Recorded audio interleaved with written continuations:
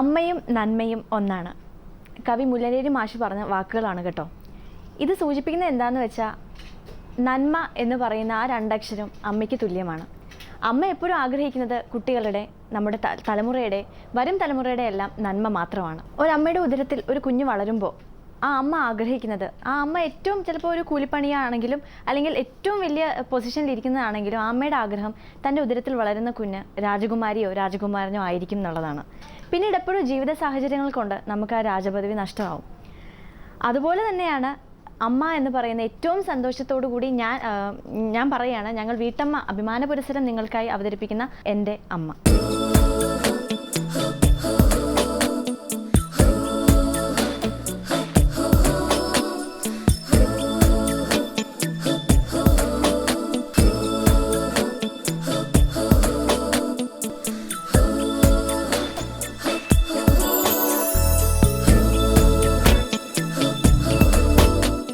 அம்மா என்றழைக்காத உயிரில்லையே, അമ്മാവെ വണങ്ങാതെ ഉയർവില്ലയേ.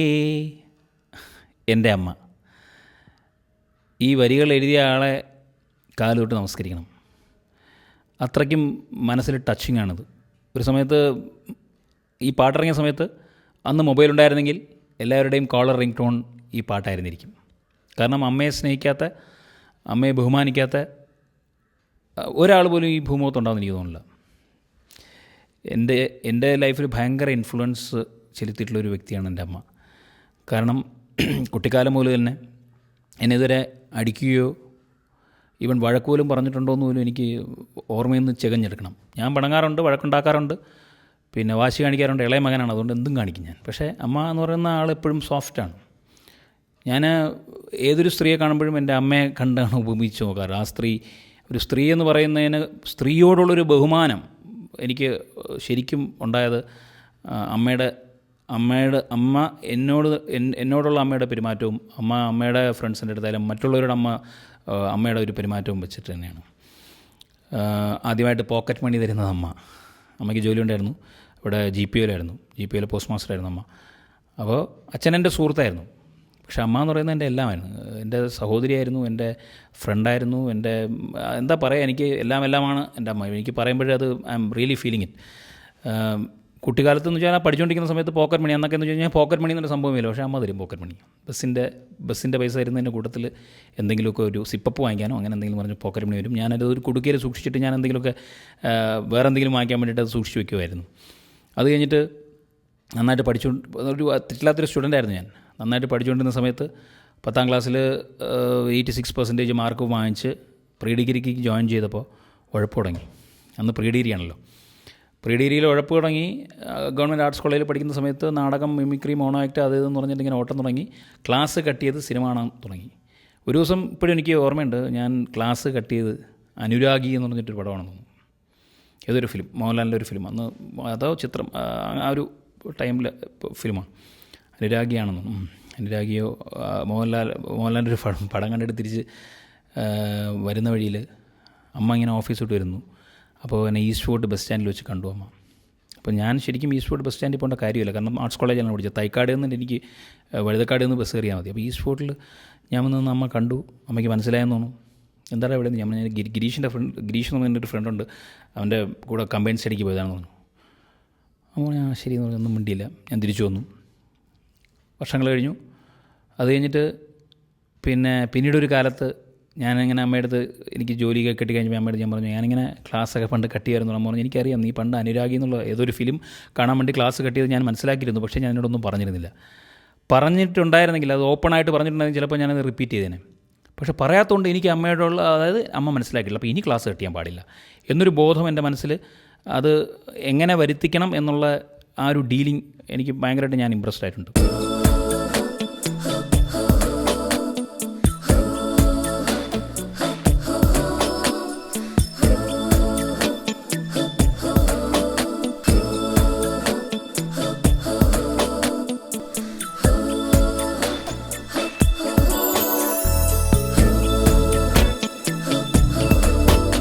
Pre degree കഴിഞ്ഞിട്ട് ഒരുവിധം തെറ്റില്ലാതെ പഠിച്ചുകൊണ്ടിരിക്കുന്ന എനിക്കൊരു എയർഫോഴ്സിൽ ഒരു കോൾ ലെറ്റർ വരികയും എയർഫോഴ്സിൽ എല്ലാ ഫ്രണ്ട്സും കൂടെ പോയി എഴുതി എക്സാം ഞാനും എഴുതി കിട്ടി. അമ്മയ്ക്ക് ഒട്ടും താല്പര്യം ഉണ്ടായിരുന്നില്ല. കാരണം 16 വയസ്സേ ആയിട്ടുള്ളൂ എനിക്ക്, ഒറ്റ മകൻ. പക്ഷേ അമ്മ പറഞ്ഞു, എന്താണ് നിൻ്റെ ഇഷ്ടം അതാണെങ്കിൽ നിനക്ക് പോകാം. ഞാൻ ട്രെയിൻ കയറി ഇങ്ങനെ പോകുമ്പോഴത്തേക്കും കണ്ണിൽ നിന്ന് ഇങ്ങനെ വെള്ളം. അപ്പോൾ എനിക്കെന്ന് വെച്ചാൽ എങ്ങനെയെങ്കിലും പോകണം, നമ്മൾ എയർഫോഴ്സ് ജോലി കിട്ടിയെന്ന് പറഞ്ഞ് പോകുന്ന ഒരു ത്രില്ലായിരുന്നു ഞാൻ പോയത്. പക്ഷേ റെയിൽവേ സ്റ്റേഷനിൽ നിന്ന് ടാറ്റയെ കാണിക്കുമ്പം ആ കണ്ണിൽ നിന്നുള്ള ഒരു ഫീലിംഗ് എനിക്കിപ്പോഴും എൻ്റെ മനസ്സിൽ ഇപ്പോഴും ഉണ്ട്. അത് കഴിഞ്ഞ് ലീവിന് വന്നിട്ട് തിരിച്ചു പോകുമ്പോഴാണ് എനിക്ക് ശരിക്കും പറഞ്ഞു കഴിഞ്ഞാൽ എനിക്ക് എന്താ പറയുക, അമ്മയെ പിരിയുന്നതിൻ്റെ ഒരു വിഷമം. കാരണം ഇവിടെ നമ്മൾ ഈ പഴയൊരു കഥ എനിക്ക് ഓർമ്മ വന്നു. അതായത് ഒരു ബോട്ടിൽ പൊയ്ക്കൊണ്ടിരിക്കുന്ന ഒരു കുട്ടി അർദ്ധരാത്രി പെട്ടെന്ന് കണ്ണുറങ്ങിയപ്പം ചുറ്റും വെള്ളം കണ്ടിട്ട് പേടിച്ച് നിലവിളിക്കാൻ തുടങ്ങി. അപ്പോൾ കൂടെ ഉണ്ടായിരുന്ന ആൾക്കാർ പറഞ്ഞു, ഈ കുട്ടിയുടെ കരച്ചിൽ നിർത്തിയില്ലെങ്കിൽ നമ്മുടെ യാത്ര പ്രശ്നമാകുമല്ലോ എന്ന് പറഞ്ഞു. അപ്പോൾ ഒരു ഡോക്ടർ ഉണ്ടായിരുന്നു കൂടെ. ഡോക്ടർ പറഞ്ഞു, ഞാനൊരു പ്രത്യേക ടെസ്റ്റ് നടത്താം, നിങ്ങളെല്ലാവരും സമ്മതിക്കുമെങ്കിൽ. പറഞ്ഞു, എന്താണ് നിങ്ങൾ ചെയ്തോളൂ എന്ന് പറഞ്ഞു. കുട്ടി കരച്ചിലിൻ്റെ ബഹളം, കുട്ടി ആ യാത്രക്കാരുടെ സ്വൈര്യത നശിപ്പിച്ചുകൊണ്ടുള്ള കരച്ചിൽ. കാരണം ചുറ്റും വെള്ളം കണ്ടിട്ട് കുട്ടി പേടിച്ചു പോയി. രാത്രിയല്ലേ. ഡോക്ടർ എന്ത് ചെയ്തു, കുട്ടിയെടുത്ത് വെള്ളത്തിലിട്ട് കഴിഞ്ഞാൽ കുട്ടി മുങ്ങാൻ തുടങ്ങി, ആകെപ്പാടെ വെപ്രാളം കാണിച്ചു തുടങ്ങി. എല്ലാവരും പറഞ്ഞു, എന്തായി കാണിക്കുന്നത്, ഡോക്ടർ എന്ത് വൃത്തിയുടെ കാണിക്കുന്നത്, കുട്ടിയെടുത്ത് വെള്ളത്തിലിട്ട് മുങ്ങി മരിച്ചു പോയില്ലെന്ന് പറഞ്ഞു. ഡോക്ടറെ അടുത്ത് ചാടി കുട്ടിയെ രക്ഷപ്പെടുത്തി തിരിച്ചു കൊണ്ടുവന്നു. പിന്നെ ബോട്ടിൽ വന്നപ്പോൾ കുട്ടിക്ക് ഭയങ്കര ആശ്വാസം. പിന്നെ വെള്ളം കണ്ട കുട്ടിക്ക് പേടിയില്ല. കാരണം യഥാർത്ഥ അപകട മേഖല എന്താണെന്ന് കുട്ടി മനസ്സിലാക്കി. അതുപോലെ അമ്മ കൂടെ ഉണ്ടായിരുന്നപ്പോൾ എനിക്ക് സത്യം പറഞ്ഞാൽ അങ്ങനെയൊന്നും ഭയങ്കര ഐ ആം വെരി ഹാപ്പി. എനിക്കിതിനെപ്പറ്റി അറിയില്ല.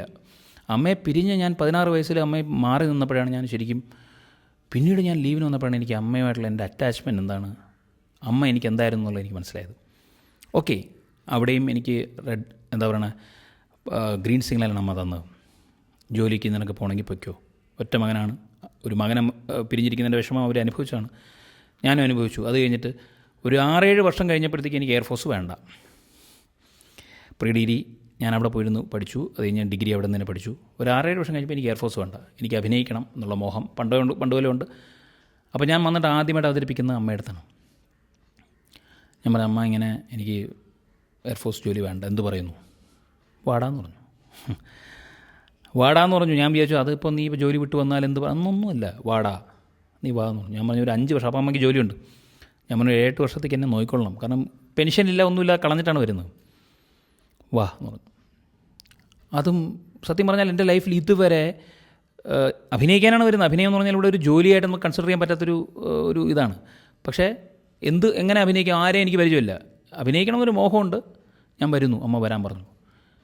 പിന്നെ അമ്മ ആദ്യമായിട്ട് ഞാൻ സിനിമയിൽ കടക്കുന്നതും അമ്മ ത്രൂ ആണെന്ന് വേണമെങ്കിൽ പറയാം. അമ്മയുടെ ഓഫീസിൽ അമ്മയുടെ ജൂനിയറായിട്ട് വർക്ക് ചെയ്യുന്ന ശ്രീ മഹേഷ് മിത്ര എന്ന് പറഞ്ഞൊരു, ഇപ്പം യശശരീരനായ ശ്രീ മഹേഷ് മിത്ര എന്ന് പറയേണ്ടി വരും, അദ്ദേഹം ഇപ്പോൾ ഇല്ല. അദ്ദേഹം ആദ്യമായിട്ട് എഴുതിയ കഥ നാടൻ പെണ്ണും നാട്ടുപ്രമാണിയും എന്ന് പറഞ്ഞുള്ളൊരു സിനിമ, രാജസേന സാർ സംവിധാനം ചെയ്യുന്ന ആ സിനിമയിൽ അമ്മ പറഞ്ഞു, എൻ്റെ മകനിങ്ങനെ അഭിനയിക്കാൻ ആഗ്രഹമുണ്ട്, അവൻ എയർഫോഴ്സ് ജോലിയൊക്കെ കളഞ്ഞിട്ട് വന്നിരിക്കുകയാണെന്ന് പറഞ്ഞപ്പോൾ അമ്മാൾ സാർ, പാർവതി അമ്മാൾ എന്നാണ് അമ്മയുടെ പേര്, അമ്മാൾ സാറ് വളരെ അവിടെ ഓഫീസിലെല്ലാം റെസ്പെക്റ്റോടുകൂടി കാണുന്ന അമ്മാൾ സാറിൻ്റെ മകനല്ലേ, തീർച്ചയായിട്ടും ഞാൻ പറയാമെന്നു. അങ്ങനെ മഹേഷ് മിത്രയുടെ കെയർ ഓഫിലാണ് ഞാൻ ആദ്യമായിട്ട് സിനിമയിൽ മുഖം കാണിക്കുന്നത്. അത് കഴിഞ്ഞു കല്യാണം. ഞാൻ ഇഷ്ടപ്പെട്ടിരുന്ന, ഞാൻ സ്നേഹിച്ചിരുന്ന ഒരു പെൺകുട്ടി ആണ് ഞാൻ കല്യാണം കഴിക്കാൻ ആഗ്രഹിക്കുന്നതെന്ന് പറഞ്ഞ് അമ്മയെടുത്ത് പറഞ്ഞപ്പോൾ അവിടെയും യെസ് ആയിരുന്നു. അത് കഴിഞ്ഞിട്ട് സീരിയൽ മേഖലയിൽ ഞാനൊരു ബിസിനസ്സൊക്കെ സ്ഥാപനമൊക്കെ കൊണ്ടുപോയി, കാരണം ഇതൊരു പ്രൊഫഷണൽ എടുക്കാൻ പറ്റുമോ എന്നുള്ളതുകൊണ്ട്. അവിടെ ഞാൻ ബിസിനസ് വേണ്ട എന്ന് വയ്ക്കുന്നൊരു സുപ്രഭാതത്തിൽ ഓൺലി അഭിനയം. അമ്മയോടാണ് അത് ഞാൻ പറയുന്നത്, എന്ത് ചെയ്യണം,